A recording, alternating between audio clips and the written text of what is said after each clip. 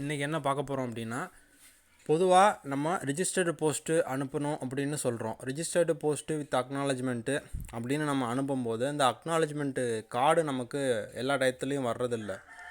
சில நேரங்களில் வராதப்போ ட்ராக் கன்சைன்மெண்ட்டு அப்படின்ற ஒரு ஆப்ஷன் இந்தியன் போஸ்ட்டில் கொடுத்துருக்காங்க. அந்த ஆப்ஷனை யூஸ் பண்ணி அந்த ட்ராக் பண்ணி அந்த ரெக்கார்டை நம்ம யூஸ் பண்ணிக்கலாம். அதை வந்து எனக்கு அக்னாலஜ்மெண்ட் கார்டு ரிட்டன் வரலை, ஸோ அதனால் நான் இந்த ட்ராக் கன்சைன்மெண்ட்டை கொடுக்குறேன் அப்படின்னு சொல்லியும் கொடுக்கலாம். இல்லை ட்ராக் கன்சைன்மெண்ட்டு இதுவே போதும், அது வந்து அதுவே ஒரு ஆதார ஆவணமாக கருதப்படும்.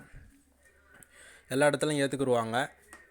ஒருவேளை உங்களுக்கு வந்து அதில் அபிப்பிராயம் இல்லை, நான் வந்து ₹3 கொடுத்துருக்கேன், அக்னாலஜ்மெண்ட் கார்டு நீங்கள் அட்டாச் பண்ணி அனுப்பும்போது ₹3 எக்ஸ்ட்ரா சார்ஜ் பண்ணுவாங்க. ஸோ எனக்கு வந்து நான் பணம் செலுத்தியிருக்கேன், ஆனால் எனக்கான சேவை சரியாக வழங்கப்படலை அப்படின்னு நீங்கள் நினச்சிங்க அப்படின்னா, நீங்கள் வேணால் அதை கம்ப்ளைண்ட் பண்ணி அதை கிளாரிஃபை பண்ணிக்கலாம். அதுக்கு கம்ப்ளைண்ட் இந்தியன் போஸ்ட்டுன்னு நீங்கள் டைப் பண்ணிங்கன்னா அந்த கம்ப்ளைண்ட் ரெஜிஸ்ட்ரேஷன் போர்ட்டல் ஓப்பன் ஆகும்.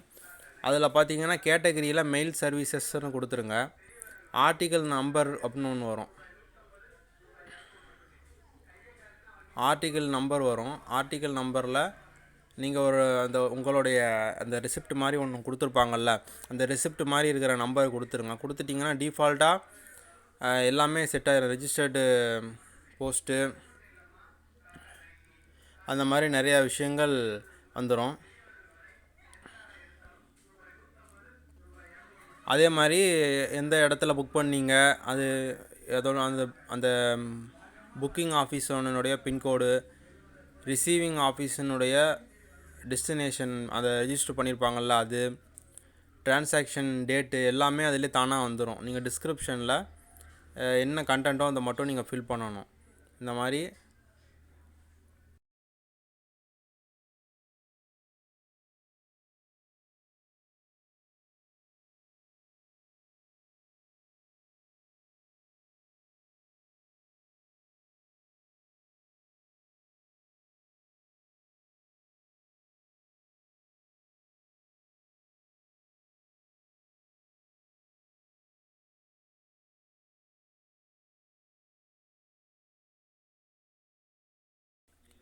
காப்பி பண்ணிவிட்டு நீங்கள் கொண்டு வந்து பேஸ்ட் பண்ணிடலாம். இந்த மாதிரி நான் இந்த டேட்டில் வந்து இந்த மாதிரி இந்த ஆர்டிக்கிள் நம்பரில் நான் அனுப்பியிருந்தேன், ரிஜிஸ்டர்டு மெயில் அனுப்பிச்சிருந்தேன், ஆனால் எனக்கு வந்து அக்னாலஜ்மெண்ட் கார்டு வரல அப்படின்றத நீங்கள் அதில் மென்ஷன் பண்ணி குறிப்பிட்டுட்டீங்க அப்படின்னா, அந்த நீங்கள் இங்கே ஒரு கம்ப்ளைண்ட் பண்ணிவிட்டு அந்த கம்ப்ளைண்ட் நம்பர் ஒன்று வரும். இப்போ இந்த கம்ப்ளைண்ட் பண்ணுறீங்கன்னு வைங்களேன், இந்த கம்ப்ளைண்ட்டுக்கு ஒரு நம்பர் ஜென்ரேட் ஆகும். ஸோ அதனால் நம்ம இந்த கம்ப்ளைண்ட் நம்பர் இதில் வந்திருக்காது.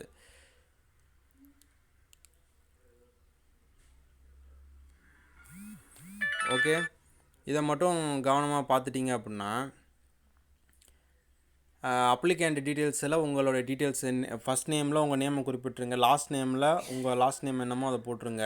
தேவைப்பட்டால் மெயில் போட்டுக்கோங்க. உங்களுடைய ஃபுல் அட்ரஸை இதில் லைன் பை லைனாக 3 லைனில் டைப் பண்ணிக்கோங்க. அப்புறம் பின்கோடு வந்து கொடுத்துக்கோங்க. உங்கள் டிஸ்ட்ரிக்கு, உங்கள் ஸ்டேட்டு, மொபைல் நம்பர் தேவைப்பட்டால் கொடுத்துக்கோங்க. அட்ரஸி டீட்டெயில்ஸ், யார் ரிசீவ் பண்ணாங்க, ரிசீவர் யாரோ அவங்களோட டீட்டெயில்ஸு. உதாரணத்துக்கு தமிழ்நாடு தகவல் ஆணையம் அப்படின்னு இருந்ததுன்னா தமிழ்நாடு தகவல் ஆணையம் அப்படின்னு கொடுத்துருங்க. ஓகே, அவங்க இமெயில் அட்ரஸ்ஸு, அவங்க பின்கோடு, டெஸ்டினேஷன் அட்ரஸில் இருக்கிற டீட்டெயில்ஸை மட்டும் இதில் ஃபில் பண்ணிடுங்க. ஃபில் பண்ணிவிட்டு அப்லோட் ஃபைல் அப்படின்றதில் போய்ட்டு நீங்கள் வந்து உங்கள் ரிசிப்ட் வச்சுருப்பீங்கள்ல, அந்த ஆர்டி அப்படின்னு போட்டு 6875 அப்படின்னு போட்டு கடைசியாக ஐஎன்னு முடியும். அந்த நம்பர் இருக்கும் உங்களுடைய ரிசிப்ட், ரெஜிஸ்டர்டு போஸ்ட் அனுப்பின ரிசிப்ட். அந்த நம்பரை, அந்த ரிஜிஸ்டர் போஸ்ட் அனுப்பின அந்த ரிசிப்ட் இருக்குல்ல, அந்த ரிசிப்டை என்ன பண்ணணும், அப்படியே ஒரு ஃபோட்டோ எடுத்து அந்த எடிட் பண்ணி க்ராப் பண்ணி அந்த சைஸை கரெக்டாக வச்சுக்கோங்க. அந்த டாக்குமெண்ட்டை வந்து தெளிவாக பார்த்தவொன்னே ரிசிப்ட் தெரிகிற மாதிரி வச்சுக்கோங்க. அதை இதில் அப்லோட் கொடுத்து வச்சுக்கோங்க. 500 கேபிக்கு கீழே இருக்கிற மாதிரி பார்த்துக்கோங்க. எவாலுவேட் 6-2 அப்படின்னு இந்த எவாலுவேஷன் கேட்கும். அதுக்கு என்ன எவாலுவேஷன் 4 அப்படின்னு போட்டு சப்மிட் கொடுத்துட்டிங்கன்னா உங்களுக்கு கம்ப்ளைண்ட் ரெஜிஸ்டர் ஆகிடும்.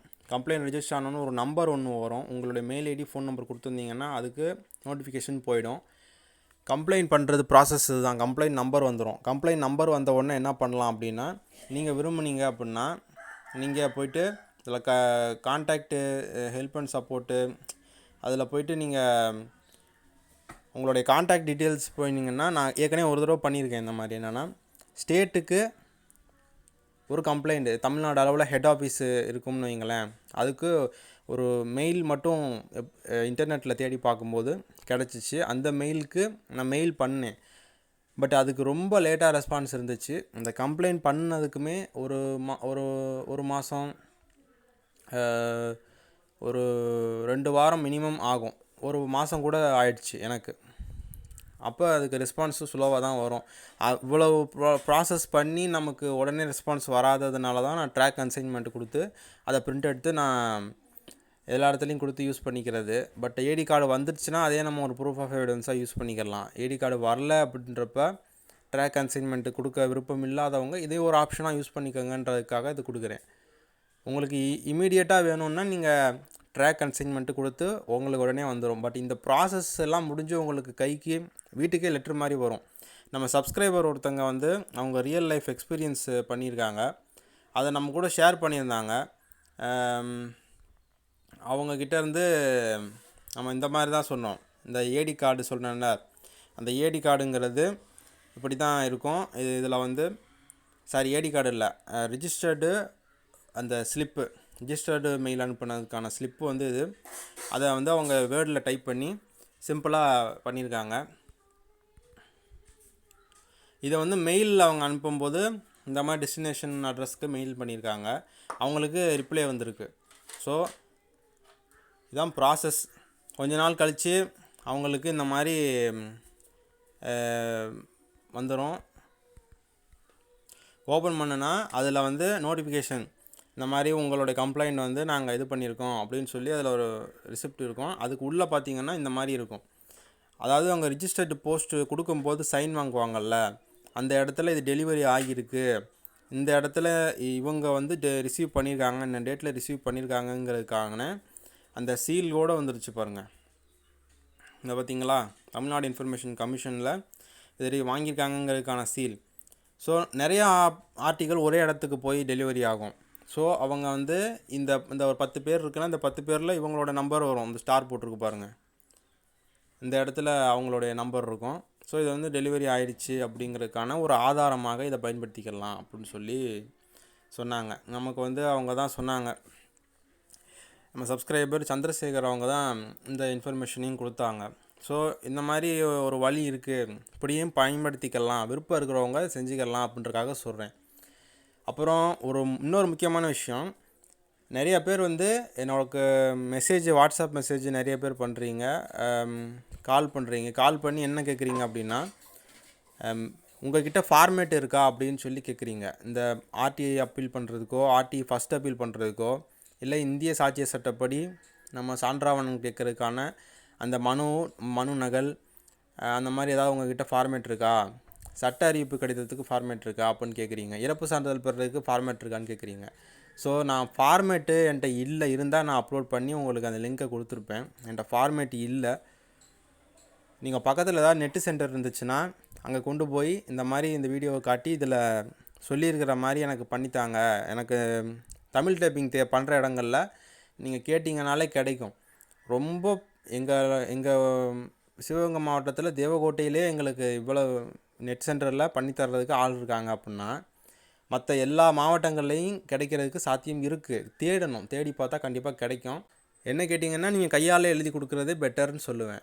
ஸோ ஃபார்மேட்டு கேட்டு நிறையா பேர் கால் பண்ணி தொந்தரவு பண்ணுற மாதிரி எனக்கு ஃபீல் ஆகுது. அதனால் இனிமேல் வந்து ஃபார்மேட்டு இந்த மாதிரியான விஷயங்களுக்காக யாரும் கால் பண்ண வேணாம். என்கிட்ட ஃபார்மேட் இல்லைங்கிறத நான் சொல்லிக்கிறேன்.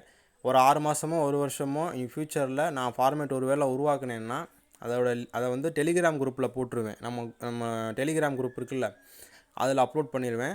அப்லோட் பண்ணிவிட்டு அந்த லிங்க்கை கொண்டு போய் எல்லா டிஸ்கிரிப்ஷன்லேயும் பேஸ்ட் பண்ணிடுவேன். அதனால் நீங்கள் அதை பற்றி ஒரி பண்ணிக்க வேண்டாம். அப்படி நான் பண்ணிட்டேன்னா அதுக்கு நான் ஒரு வீடியோ கூட போட்டுக்கலாம், நம்ம இன்ஃபர்மேஷனை ஷேர் பண்ணுறதுக்கு. தவறாக எடுத்துக்க வேண்டாம். நீங்களும் கொஞ்சம் முயற்சி செய்யணும்னு நான் ஆசைப்பட்றேன். இந்த சேனலோட நோக்கமே மக்களுக்கு சட்ட விழிப்புணர்வு ஏற்படுத்தி மக்களுக்கு வந்து தயக்கம் இல்லாமல் சட்டப்படி அவங்க ஒரு செயலை செய்கிறதுக்கு இந்த தகவல்கள் அவங்களுக்கு உபயோகமாக இருக்கணும் அப்படின்றதுக்கு தான் நான் சொல்கிறேனே தவிர, மற்றபடி இதை ப்ராஃபிட் ஒரு மோட்டிவ்லேயோ ப்ராஃபிட் இன்டென்ஷன்லேயோ நான் வந்து செய்யலை. நீங்கள் உருவாக்குற ஃபார்மேட்டை வேணால் நீங்கள் அதில் உங்களுக்கு ப்ரைவேட் டீட்டெயில்ஸை மட்டும் நீங்கள் ஹைட் பண்ணிவிட்டு ஒரு பொதுவான ஃபார்மேட் மாதிரி பண்ண முடிஞ்சால் பண்ணி நீங்கள் வந்து நம்ம டெலிகிராம் குரூப்பில் நீங்களே போய் போஸ்ட் பண்ணிடுங்க. கேட்கவே தேவையில்லை. நீங்கள் டெலிகிராம் குரூப்பில் போய் போஸ்ட் பண்ணிவிட்டு இது வந்து இந்த மாதிரி ஆர்டிஐ மாடல், ஆர்டிஐயில் போடுறதுக்கான ஒரு மாடல் இது, ஆர்டிஐ ஃபஸ்ட் அப்பீல் பண்ணுறதுக்கான மாடல் இது அப்படின்னு சொல்லி மென்ஷன் பண்ணி நீங்கள் டெலிகிராமில் போட்டிங்கன்னா வேணுன்றவங்க டெலிகிராமில் போய் அதை எடுத்துக்க போகிறாங்க. டெலிகிராமில் மேக்ஸிமம் 2 லட்சம் பேர் வரைக்கும் அந்த குரூப்பில் சேர்ந்துக்கலாம். ஸோ அந்த ஆப்ஷன் இருக்கிறனால ஒரு பெரிய அளவில் நிறைய பேருக்கு அது பயன்படும். நன்றி, வணக்கம்.